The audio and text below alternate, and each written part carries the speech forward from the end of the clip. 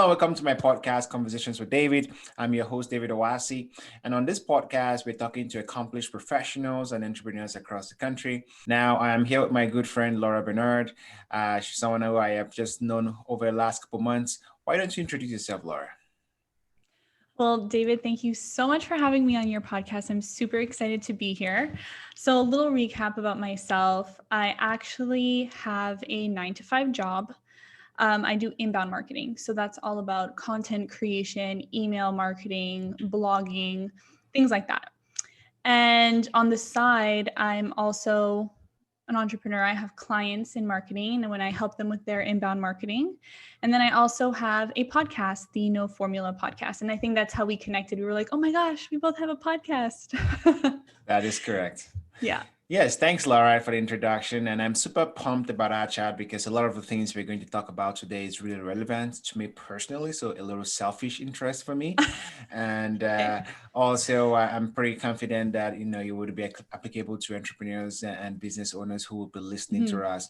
But I really wanted to start out from your podcast. Can you just tell me a little bit more about the history of why you decided to podcast? You've been doing this much longer than I have been, but can you just share some of the reason why you were interested in podcasting?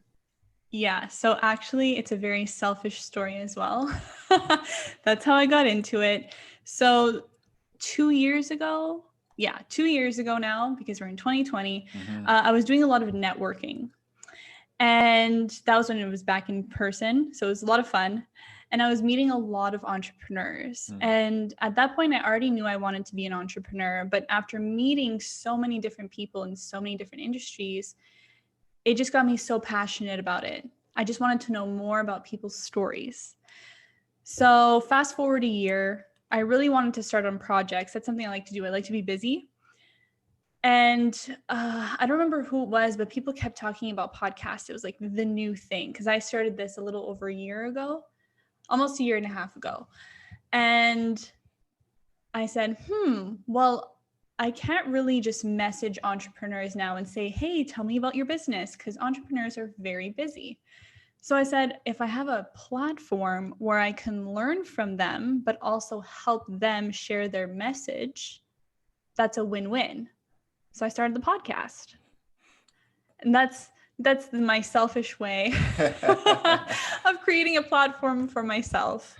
But now, a year into it, I'm actually honing in on more of the marketing aspect because no matter who I talk to, everyone always asks me questions about inbound marketing because that's my expertise. And I said, well, it's probably a good idea to go into that direction. So that's where I'm heading. But for right now, it's very much for me. Absolutely. And you know what? At the end of the day, it's all about win-win scenarios for everybody. If people are winning and gaining something from coming on your show, and you're also gaining something, and our listeners are gaining something, just like right now, I think it's always a good thing for everybody. So, can you just share some more information about the specific focus of your podcast? I know, are you just talking generally about the entrepreneurship journey, or what's your focus right now? Yeah, so I think it's very important when people start podcasts that they know why they're doing it. Because if you don't know why, if you're not clear about that, then you're just going to give up after 4 or 5 episodes. And I think the average number of episodes people do is 7, and then they stop. Interesting. So several people have told me that same number over and over again, so I believe it. So you really have to know why, and I knew why I was doing it. I wanted to interview entrepreneurs about their journeys. That is what I was interested in, but also extract the value in what they've learned along the way, almost like what we're doing right now, right? So I decided that my podcast was going to be, the first half was going to be about their journeys. So maybe their childhood, how they got into entrepreneurship, some lessons they learned along the way. And then the second part was, okay, you are an expert in XYZ. That's what we're going to talk about. So let's say, okay, your journey. And then we talk about podcasting. And then I extract the top 10 tips about podcasting. So that's my podcast is about right now. Pretty cool. And it's called the No Formula Podcast, which is a very cool because there's name. no formula, because there's no formula to success. That makes sense. I like it. Yeah, exactly. It's very interesting that you talked about the idea that podcasts are things that people do only 7 episodes. That made me think about I have done so many recordings because I forced myself to just do as many recordings as possible before I start to lose my energy, which has not happened, thankfully. I think you're my like 12th recording so far, and I Hmm. have only like published 4 episodes so far. So I think I'm doing Hmm. very well. So that's good. I think you're on a good track. Um, some people, because you're doing them in advance, Hmm. which is already you're already ahead of most people. Because some people think like, oh, I'll just record it that week and then I'll publish it the week after. It doesn't work like No, that. it doesn't work that way now. No. And I know, and I have huge respect for you because you've done this for a year. I mean, if you've been able to stay that long at anything for that long, I mean, that's just a huge respect. Can you just share with me that experience? What does that feel like, or what has the journey been like having recorded over a year? So at this moment, this week, I put out the 55th episode, which is crazy. It is. It's crazy to me, and it actually means a lot to me because before the podcast, I was always that person where I was like, oh, I have this idea. Oh, I have this idea. Oh, I have this idea, but I would never start any of them. So the fact that I was able to find something that I was truly passionate about, like I love podcasting, I love talking to people and meeting people. And the fact that I was able to find this and be able to continue it, not just do it like a one time thing, is actually really meaningful to me because of all the struggle of never actually starting something before. Absolutely. And I've listened to some of your episodes, and I think, you can tell that you know what you're doing. You've been around the Thank block you. for quite some time. I remember my first few episodes, I was very shaky and I was not quite sure how I should handle things. But, you can tell that you've honed your craft, which is something to be very proud of. And, that's very impressive for sure. Thank you. Yeah. So, what would you say for someone who is new to the game of podcasting or perhaps maybe even content creation? Because at the end of the day, I know one of our very first conversation was that podcasting is a form of content creation. And then you Mm-hmm. can break down your podcast. And I've actually used that technique. I break down my podcast into like shorter videos and perhaps even sometimes they inspire some of my articles and I'm able to use them in different mediums. So, what would you say should be something that, and I know you've kind of talked about it earlier when we started the conversation, you need to know what your podcast should be about before you start it. Mm-hmm. But what would be some of the other tips that you would tell a younger version of yourself from a year ago to know before you start, creating content in any way? What would be some of the advice or some of the things you just take a note of? Okay, so I think the most important thing that I realized pretty recently actually is that in podcasting, and like with anything that you do, you should constantly be learning. So before I started the podcast, I did a bunch of research. I said, okay, how do I interview people? How do I set up the camera? How do I set up the microphone, the lights? How do I make sure the sound is good? I did a bunch of research. And then for quite a while, I stopped doing my research on how to take it to the next level. And it was only a few months ago where I was like, wait a minute, instead of continuously improving like in increments, in small increments, now I have to change a lot of things at once because I just got into like the grind, the routine of it. Although I still love doing it, I was kind of like, okay, record, okay, edit, okay, publish, okay, distribute. And I just kind of continue that over and over again without saying, okay, let's take a break. Let's review what's working, what's not working, and adjust accordingly. And if I can give anybody advice on podcasting, is that even you now, you did 12 of them. Now look back and say, okay, what's working? What's not working? What can I do better? What can I optimize? Because after a few months, I stopped doing that. And that's where I think, like, I honestly think that I could have been even further ahead had I continued to do that. Yeah, I guess in the end, having some level of growth is rewarding to yourself personally and also to your audience who are listening to you, having that improvement in whatever way. And I think for me, when I think about that, having some growth is very, very important to me. I always make sure that I am growing in every way possible. And I'm always asking for feedback from my listeners. And someone pointed out my sound quality could be improved. And I've been focusing on that recently. But yeah, I Mhm. do agree with you having some introspection, if you will, and Yes, looking and at, not just growth. Sorry for cutting you off. It's not about growth. It's just trying new things as well. Especially when you're just starting, you have nothing to lose. true, Like just true. try anything and everything and see Mm, what sticks. absolutely, Obviously, do it with intention. Like don't just go crazy. absolutely.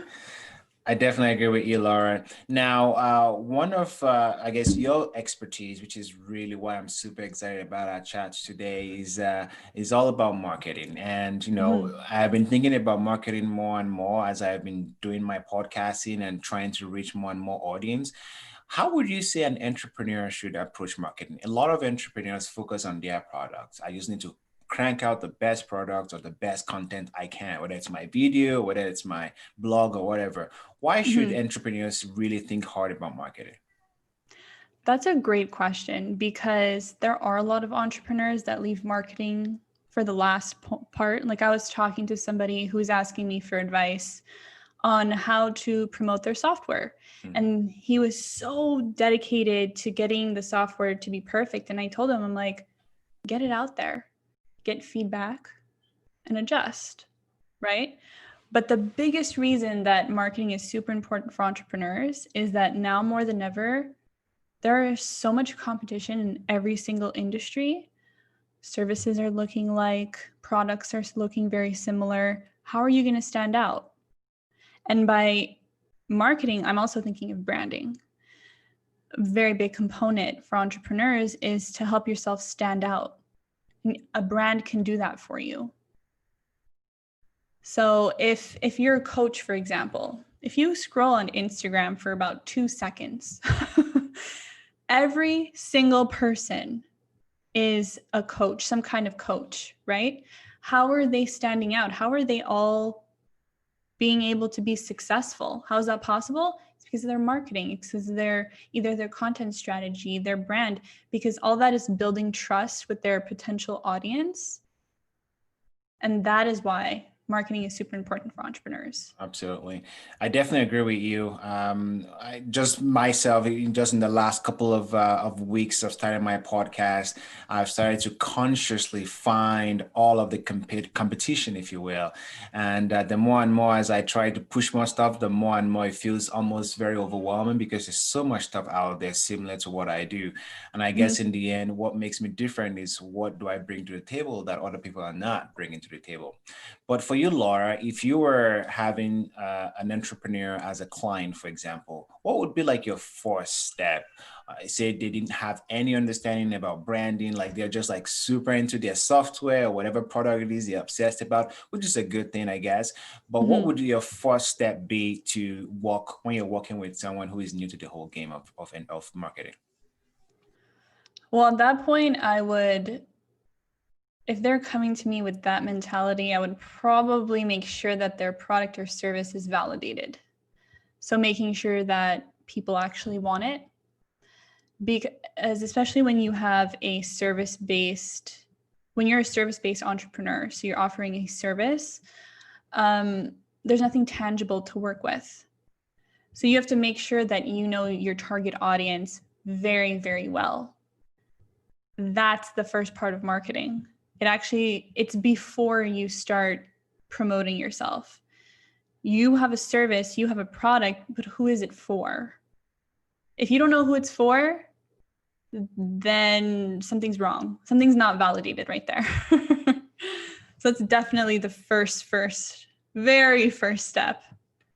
And I guess asking a series of questions, I guess, would be sort of the way to understand who you're trying to sell to, right? Like, what kind of questions would you encourage entrepreneurs to be asking themselves about their products to find who the target market should be?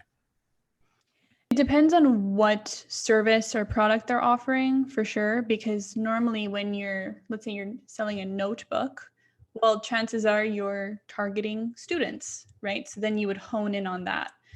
But something very, I guess, general that we can review in terms of questions is think of your target audience and then see how you can niche down, right? So why this audience? For example, let's just do I'm going to use the questions on you for your podcast, okay? Okay, that's it. Who is your podcast for?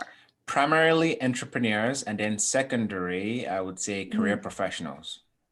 Okay, so right there, I would say, what kind of entrepreneurs? That's a good question. And you see, already we're having a conversation. I stumped you right away. Yeah, it is a very good question because I've actually never thought of it that hard. I only think of, entrepreneurs generally, but actually I did a recording earlier today, first thing this morning, with a very respected entrepreneur. And he was talking about the different types of entrepreneurs. There's your casual entrepreneur who just want to pay the bills, and that's kind of why they run the business. And then there's entrepreneurs who go for funding, and they want an exit of $1 million to sell their companies for a couple millions.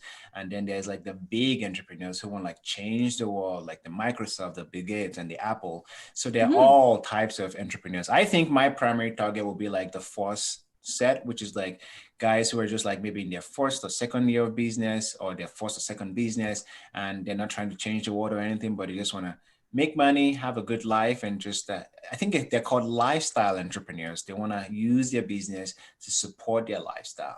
And I think that's sort of my little niche. I love that, you see? And then if you were my client, I would say, okay, lifestyle entrepreneurs, what type of lifestyle entrepreneurs? Are they offering a product or a service? Are they male or female? What age are they? What do they like to do? What is their main job? Maybe they have a 9 to 5 and this is just their side job.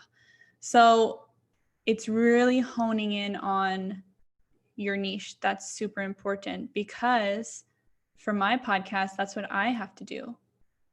That's what I had to do to be able to target the right audience. Because when I first started, I'm like, oh yeah, I'm going to just target entrepreneurs. It wasn't enough. I had to niche down again. For sure.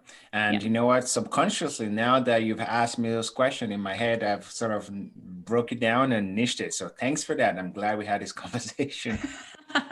You're welcome. Awesome. This conversation was for you, so I'm glad this is going well. It is going well. It is going well. So glad we were able to talk about some of those key questions that any entrepreneur or content creator, I guess content creators, entrepreneurs in some version, they have to ask themselves the hard questions. Who is this really for? And try to narrow it down. So thanks for that. Now, one of the things you've always talked about is inbound marketing for entrepreneurs. Now, can you just break that down? What do you mean by inbound marketing, and how does that apply to entrepreneurs? Okay. So my favorite way of describing inbound marketing is getting leads that don't cost you anything, like an actual dollar amount, because you're not saying, oh, this lead costs $5 or $6. Inbound marketing consists of creating content, putting it in front of people while people are just going along in their day.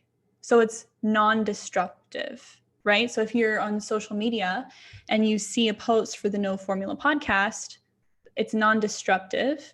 But if I get you to listen, I can't put a specific value on getting you to listen, right? Because I'm not paying for you, right?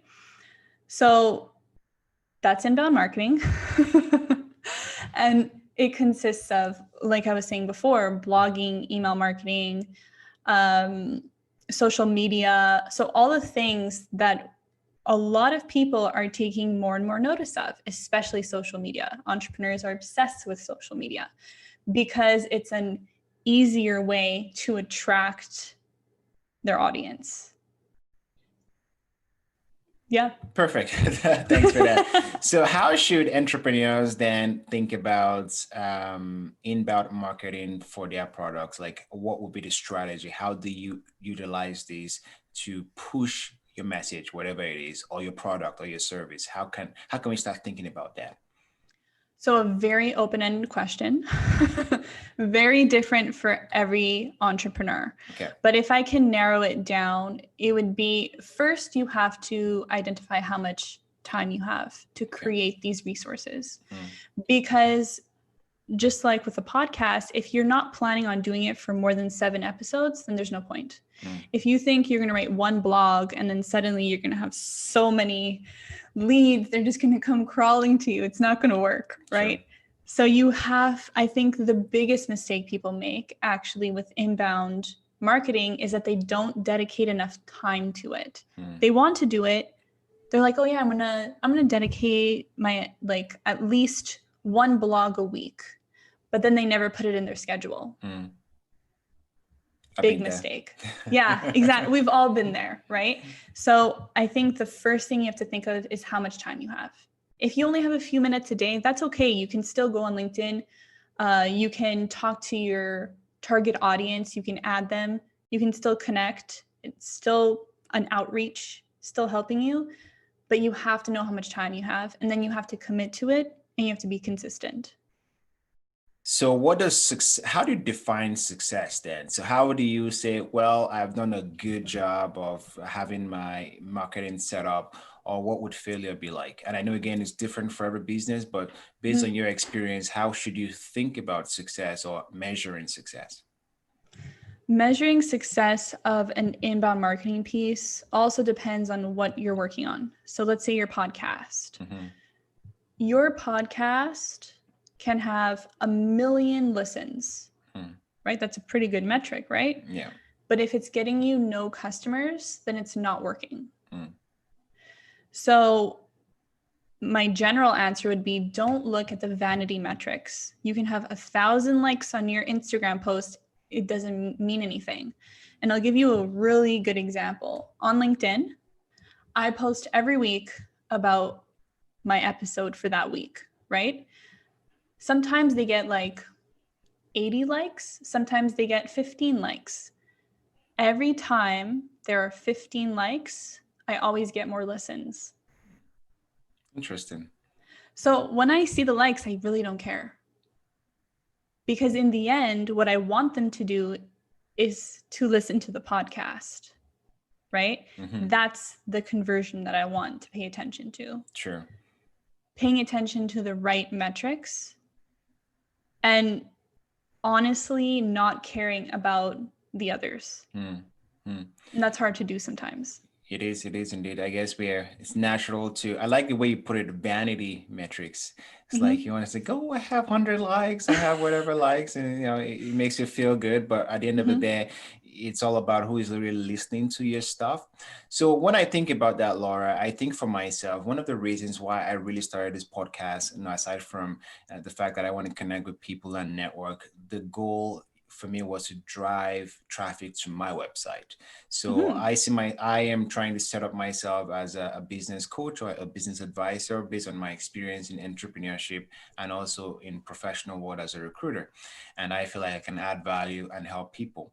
And would you say a goal like that is more of a realistic goal to set, like just the number of traffics or the number of visits to my website? Or would that be a good goal?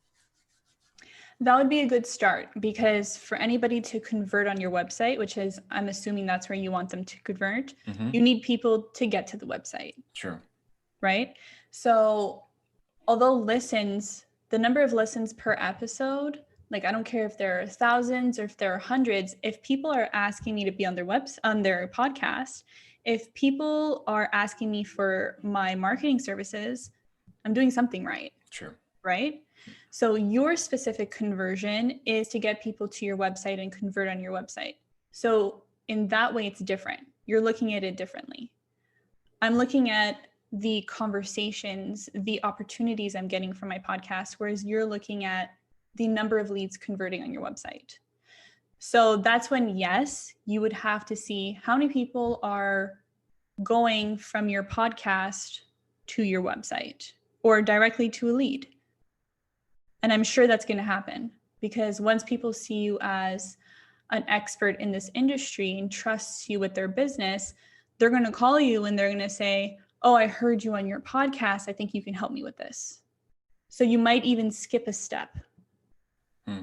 Well, I have seen like last time I checked it was like almost a 400% increase in visits to my website. So that has been very nice, even though it might be a little vanity, just looking at numbers. But but in that case, it's a great start, because now that you're getting people to your website, the next conversion is, okay, how many people are downloading an ebook, or how many people are contacting you to work with you? True. That's the next step. So now you got the website traffic up. You've done it. Now it's, okay, how do I convert them now? Perfect. And yeah, I guess that's sort of the next step for me to start thinking about. And just on that note there, like what would be, if I was consulting with you, like what would you be telling me to start thinking about? Like what would be my next game plan? What lead magnets do you have on your website so that people are converting? That can be for your newsletter. That can be scheduling a call with you. What are those kinds of things on your website? Well, right now, the only thing I have is a newsletter, right? I'm having people sign up to receive notifications from me. So far, that has not been doing very well, which is okay, I guess, at this point in the game. But I think the second metric of what I was looking for was to become a thought leader in some way, where I am sharing my knowledge and experience and kind of building my reputation, if you will. And the idea is that building a reputation would obviously attract the right types of partnership and attention that I am looking for. Of course, I want people to, sign up for my newsletter, but I don't consider myself to be the greatest writer. Neither do I think I'll be a great writer of some sort. You don't have to be. Right. You just have to give them value, and you have to help them. If you can help them, then they're going to sign up. So right now, I would ask you, okay, we're going to get a little bit technical. Okay, let me just get comfortable. Okay. When people land on your website, what is the main page that they're landing on? So they land on I guess it depends on the link, but they generally land on my landing page, which just shares information about who I am and what I do and what I'm all about. Okay, on that page, can they sign up to your newsletter? Yes, at the bottom of the page, yeah. Okay, so if they're not converting there, okay, so my next question actually, how long are they staying on the page? Actually, I don't check those metrics.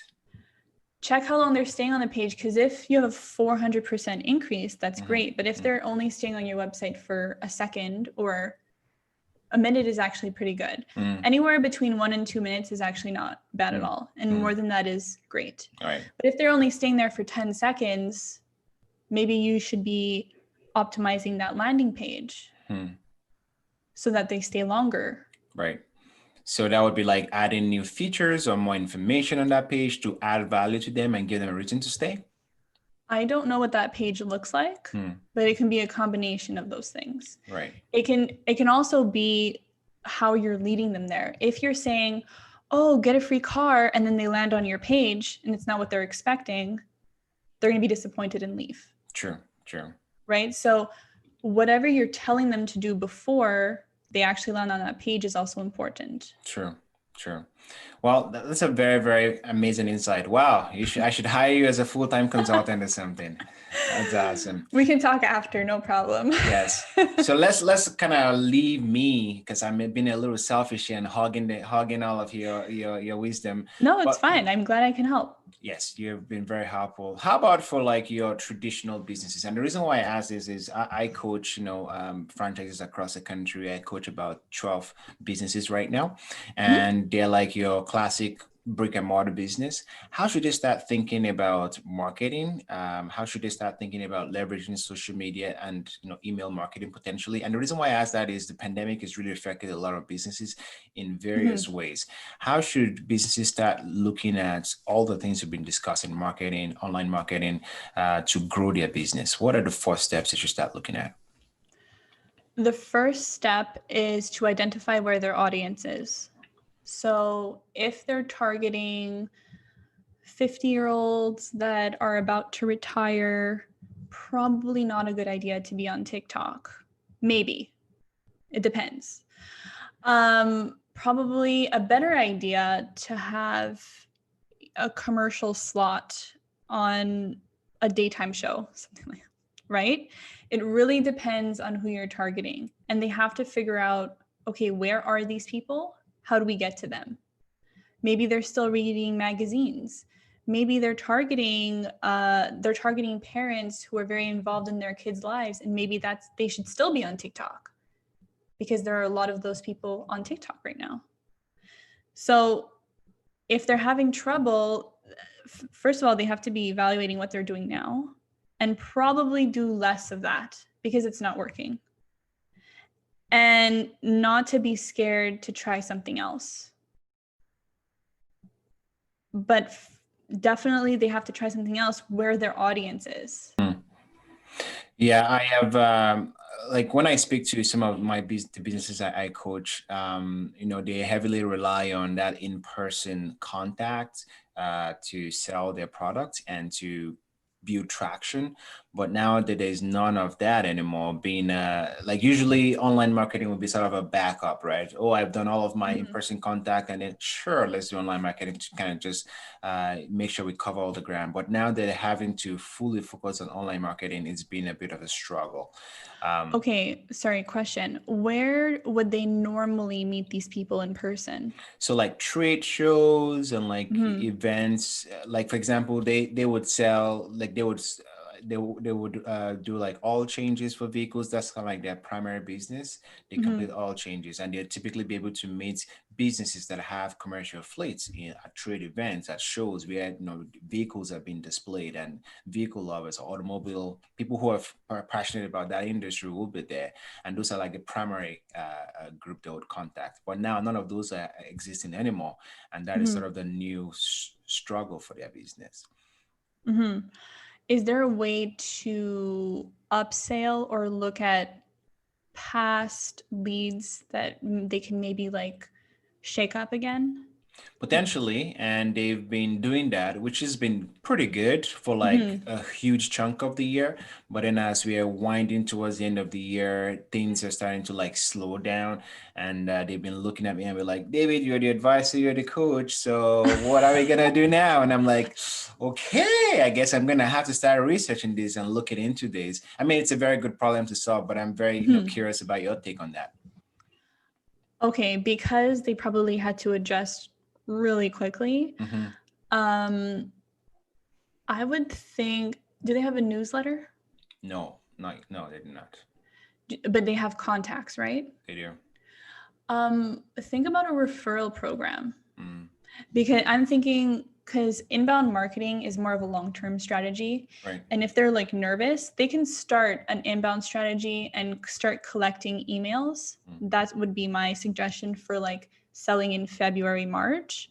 But for right now, something that can help them maybe immediately is probably a referral program or like some kind of special for Christmas. Like,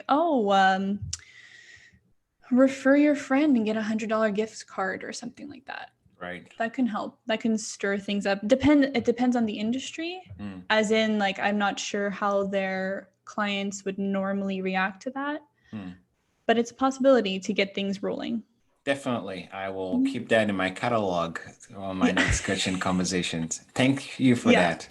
So they should definitely start an email list. But that's more of a long-term strategy. But in the meantime, maybe referrals can help get some leads. Yeah. Thank you for that insight. Now, Laura, I want to kind of move our conversation a little bit. And one of the things that I am passionate about when I host entrepreneurs like yourself or marketing gurus, if you will, I'm always talking about soft skills and emotional intelligence, right? And I feel like, in this day and age, having soft skills is really key for success as a professional. Now, I know you've not told me that you're an expert on this subject, but I'm very, very curious when in your work with businesses that you've been working with and just all the entrepreneurs you've been having on your show and talking about their story, what would you say is a place of skills like this in career success as an entrepreneur or as a career professional? So I work mostly with service-based entrepreneurs, and the people I interview are also mostly service-based. So most of them do not have an actual tangible product. And I think one of the main skills is to be able to communicate, whether that is your story, your value, your services. I think that's super important, especially now that we're all behind a screen.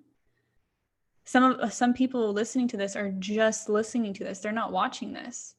So it's all in how we are communicating. And because podcasts are just super popular all of a sudden, it's a lot about that centers around communication and conversations, building relationships.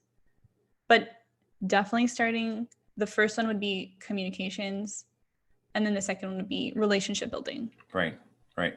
So when I think about those two skills, they're very, very important. When I was in my first years of business, I think those were the skills I had to do a lot of work on to grow them. Because if you can't communicate, you can't sell. And if you can't sell, you're not having revenue. And if you don't have revenue, your business is not growing. And it's just like a vicious cycle.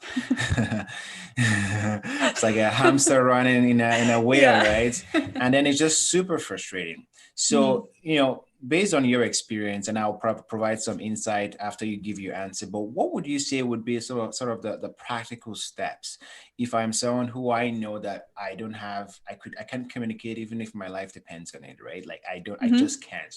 And I know it's a skills thing. Of course, some people are more natural at it than others, but ultimately it's still a skills issue. What would you say for yourself? I mean, based on our conversation, your communication has been on point, and just looking through your podcast, you've been a good communicator. What would you say are things that has helped you to grow that skill, and how can someone who perhaps not as good in that skill, what steps can it take to really grow? The best advice I can give is to keep trying, like to keep doing it. I've done 55 episodes, which means that I've had at least 55 conversations with 55 different people. The only reason I can be this confident on a microphone is because I've done it at least 55 times. At the beginning, I was extremely nervous, super nervous. And my my initial spot that I actually did the interviews, it was in a closet. So it was very uncomfortable. So I was uncomfortable, but I was also uncomfortable because I was putting myself in an uncomfortable situation. So I've talked to many people about communication, and they actually gave me pretty good pieces of advice that I can share with everybody here. It's obviously put yourself in the situation that you want to learn about. So talk to more people, maybe go on more podcasts or start your own podcast. I know someone that he started a TikTok account just so that he can practice looking in a mirror, like looking at himself in his phone. And he would put out the TikToks. He didn't care if they did well or not. He would just practice talking. And that's great. It's like when you start, I don't know, have you ever started like a YouTube video? Yes. Like a channel and stuff? I have. So there are specific videos on YouTube just telling you how to get comfortable in front of the camera. Because it is a skill. Not everybody is just born with, hey, welcome to my life, this and this and this, right? So it's really, you have to put yourself out there. There's no other way. I don't think there's another way. Yeah, you're right. Even if, a lot of people would say, well, I will read all the communications book in the world, or, listen to all of the advice or courses and whatnot. But ultimately, if you're not in the arena and you're not there, you just don't know how you're going to perform.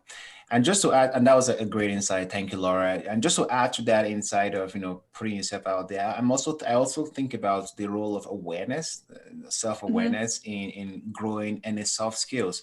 Because, if you're not aware of where you are, there's no way for you to grow, because there's no even point of reference to go from, right?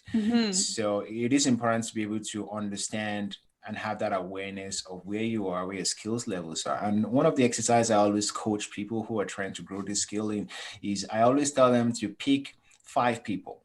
So, friends, 5 people who know you well. So friends, family, colleagues, basically anyone in your circle, and then have them rank you on a specific scale. on a scale of 1 to 10. So It how can get good really harsh. so how good am I at communicating, for example? How good am Mhm. I at empathy? Or how good am I at listening? Whatever soft skills you think you want to grow in. And then when you have, and you have to tell them to like be as unbiased as possible, just give you your honest opinion. And then also you rank yourself. And then when you collect all of those scores, that will really give you a good understanding of how people who really know you well think you exhibit a skill. And that is one way to force yourself to have that awareness of where you really stand, not what you think you have or where you think Mhm. you are, but where really everyone thinks you are. And of course, you'll take the average of what everyone is saying, and that really will give you a good indication. And that's sort of my go-to on how to be more aware. Yeah, and I think you also have to be open to the fact that you should constantly be improving. Mm, And I'll give you an example because you just reminded me of it actually. When I started podcasting, in the podcast, I'm the host, mm, right?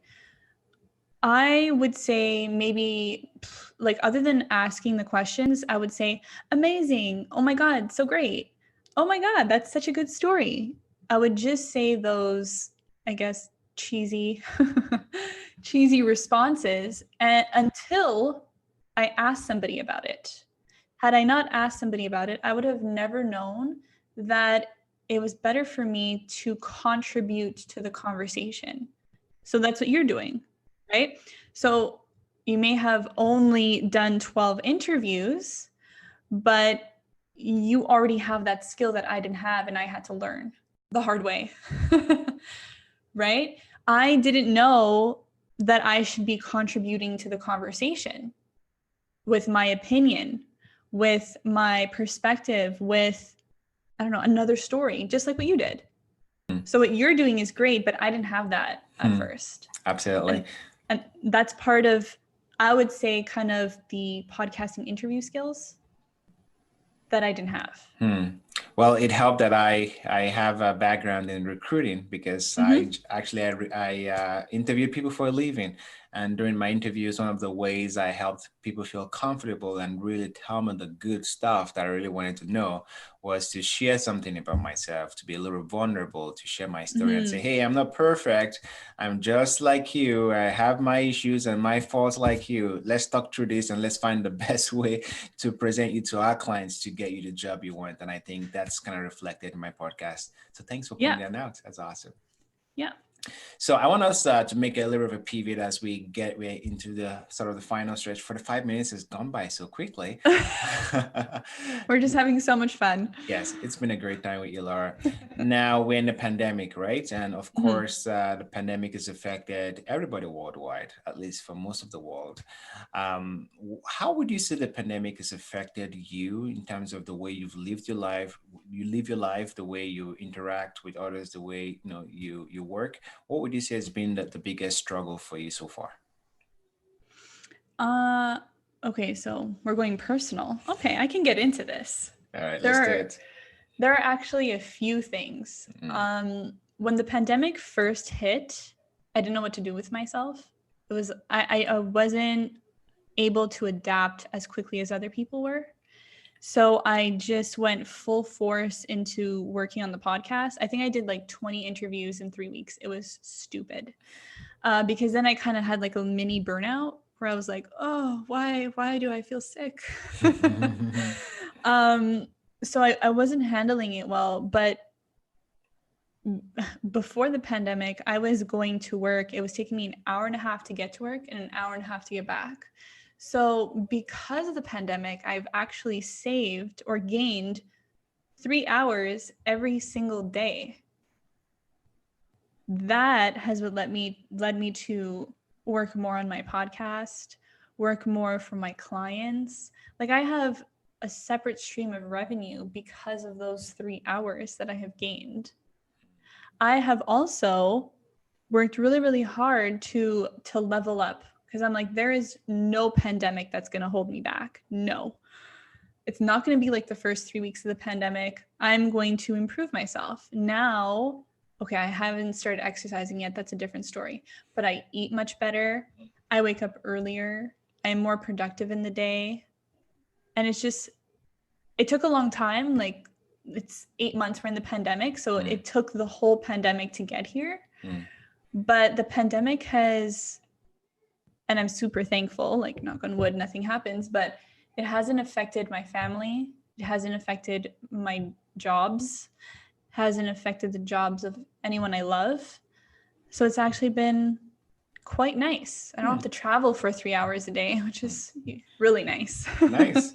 Well, Yeah. I'm glad to hear that, and thanks for going personal and sharing your experience. For myself, it's been a little bit of a interesting few months. So, working from home was a struggle for me. Mm-hmm. I really thrived in the in-person contacts and just kind of, in your face. And my office was like in one of the biggest, office in downtown Winnipeg here. So it was a bit of a struggle for me. But then I became a dad recently, so it was quite nice to be at home with my newborn and kind of be there throughout his formative months. So I was grateful for that. But then I lost my job, so that was a bit of a struggle as well. But then it ended up becoming a blessing in disguise, because then I had all of this time to really think, what do I really want to do? Because it's funny, because before the pandemic you always think, oh, if only if I had more time, I want to do XYZ, and you have all of this list. And then I really was forced to look at all of this list in my journals of all the things I wanted to do, and I was able to start really saying, okay, this is really what I want to do, and this is just kind of like just to make me feel better about myself. I really have no intention of doing this activity. And it was really nice to isolate what I knew I'm serious about doing and what I was not serious about doing, and really go hard on them. And a few things I was very excited about doing was working with local startups. So even though I was working in the corporate world, I really was still always passionate about entrepreneurship and small businesses. I just feel like that's just really where my attention and my energy comes from. And now I am actively involved working with two local startups, which basically takes up my whole day. And even though it's really tiring, it's very, very rewarding. After a long day, I'm like, yes, this was a very good day. So that has been very, very rewarding. And for yourself, and that question for you is, what would you think predictions? So I always like asking everyone this, because again, the pandemic has affected so much that it's inevitable that one way or the other, it's going to affect how our lives will be in the next couple of years, from how we work to how we communicate to how we live, everything. What are your thoughts and predictions? And there's no right or wrong answers on this. I'm just curious to see where your mind is at. I think some industries are going to be completely turned upside down. Hmm. I'm from Montreal, and in Montreal, there are so many restaurants. Like, that is part of the Montreal culture is, oh, okay, let's go to a restaurant. Let's go here. There are so many good restaurants. And now, like, I can't even imagine I haven't been downtown in forever. I can't even imagine what it's like to walk around, because I'm scared that they're all closed. So I think it's going to hit some industries super, super hard. But if we do get a vaccine, as soon as things get just a little bit more normal, I think people are going to go crazy. I think people are just going to be hugging everybody. Like, oh my God, humans. We're just going to be so excited, and everybody's just going to go out. And I think everybody's going to do that, not just like teenagers or young adults, everybody. Yeah, it would be, yeah. And I wonder how good or potentially good that might be, or not good. But yeah, I definitely agree with you on that. I think people will go full force once they're able to. For myself, when I think about predictions, I just think the way we work is really going to change massively. So for me, one of the things or concept that has been in my head very recently is the concept of time. So when you work in a conventional 9 to 5 job, the way you view time is very different. You're like, okay, 9 to 5, I'm at my desk, I'm at my office, and then I can do all of my fun stuff from 6 to 9 or 10. But now most people are like working from home, and you find that really you get all your work done. You don't need 8 hours really to get everything done. You really can do all your work in 5 or 6 hours, and you have all of this spare time. I think it's going to be a struggle for people going back to the office or considering going back to the office, because then you're Hmm. like, my time is no longer in my control the way it was throughout my pandemic. Do I want to explore other options? Do I want to, work for myself now? Do I want to be an entrepreneur? So I think that after the pandemic, there's going to be sort of an entrepreneurship boom, if you will, where people are like, I don't want to do this anymore. I don't want to go back to the office. I want to spend time with my family all day. I want to Hmm. travel anytime I want. I want to go for a walk whenever I want, because that's what I have been doing. And I think that might spark a little bit of an entrepreneurship buzz, if you will. And that's what I think will happen in the next couple of years. I think that's already starting. I think a lot of people lost their jobs and they're like, oh, well, I have to make money somehow, going to start a business. And that's even more reason to look into inbound marketing and building your brand. Mm, absolutely. And how can people find you if they want to talk more about, branding and marketing and inbound marketing in particular? So the best place to find me is on LinkedIn because we can talk about anything and I can answer all your questions. And it's Laura L. Bernhard. Otherwise, you can go to the noformulapodcast.com, listen to a couple episodes. Yeah, those are the Perfect. best places. And last question here before I let you go. Any last words of advice? And this could range from, how to look after yourself in the pandemic, seems like you figured that out, to, anything on marketing. But any last thoughts of advice for our listeners? Ooh, so much. Okay, I have to pick one. Um, if anybody is planning on doing inbound marketing and you're starting from zero, just start with one form, with creating one, like just commit to a blog every month, every week for a month, 2 months. Once you do that, then add another medium. So then convert all the blogs to, I don't know, tweets, Hmm, to an ebook. But you have to get into the routine of being consistent. That's what's most important. absolutely. Consistency is the hallmark of champions. Yeah. No matter how Yep. great you are at anything, if you're not consistent, then it's really crap, right? It's not going to Mm-hmm. work regardless of what it is. Well, Exactly. Laura, it's been such a pleasure having you on the show. Thank you for coming on. I'm pretty sure we'll have you again in the future. Thank you. Awesome. Thank you so much.